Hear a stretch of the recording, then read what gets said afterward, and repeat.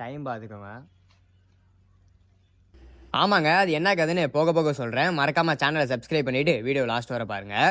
Morning ரொம்ப work வந்தனால vlog எடுக்க முடியல. அண்ட் லேட்டராக ஃப்ரெண்ட்ஸோட கிரிக்கெட் ஆட போயிட்டேன். இன்றைக்கும் ஏதோ 2 3 ஷாட்ஸ் ஆடினேன். அப்புறம் நீங்கள் பார்த்துட்டு இருக்குது லாஸ்ட் வீக் எடுத்தது. சில காரணங்களால் வீடியோஸ் போட முடியல. நானும் கன்சிஸ்டண்ட்டாக இருக்கணும்னு பார்க்குறேன். நடுவில் ஏதாச்சும் பிரேக் வந்துடுது. அண்ட் அப்புறமா ஃப்ரெண்ட்ஸ் நைட்டு சாப்பிட போகலான்னு சொன்னாங்க. எப்பயும் போகிற ஸ்பாட்டுக்கு போயாச்சு. நான் நான்வெஜ்ஜு கொஞ்சம் நாளைக்கு சாப்பிட மாட்டேன். அந்த சென்னை போன விளாக்லேயே சொல்லியிருப்பேன். இன்னுமா சாப்பிடாம இருக்கீங்கன்னு கேட்டால் ஆமாம், கிட்டத்தட்ட 2 மாதம் ஆக போகுது. அப்புறம் நைட்டு வீட்டுக்கு போகணும்ல, ஸோ அதனால் படத்துக்கு போகலான்னு முடிவு பண்ணிட்டோம்.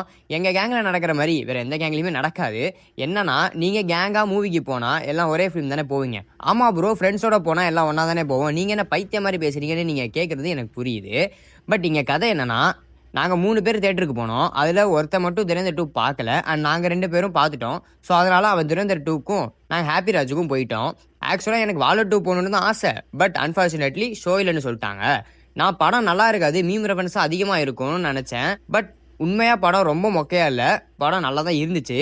எங்கள் படம் 130க்கே முடிஞ்சிருச்சு. பட் ஒருத்தன் அங்கே துரேந்தர் 2ல் இருக்கான்ல, ஸோ கண்டிப்பாக 230 ஆகும். நமக்கு 1 hour இருக்குது, என்ன பண்ணுறதுன்னு தெரியாமல் சுற்றிட்டு இருந்தோம். அப்புறமா பாதாம் பால் குடிக்க கிளம்பிட்டோம். அப்புறம் அவனும் படம் முடிஞ்சு வந்துட்டான். அவனையும் கூட்டிகிட்டு வீட்டுக்கு வந்து தூங்கிட்டோம். அவ்வளோதான். இன்னொரு விளாகில் பார்க்குறேன். டாட்டா.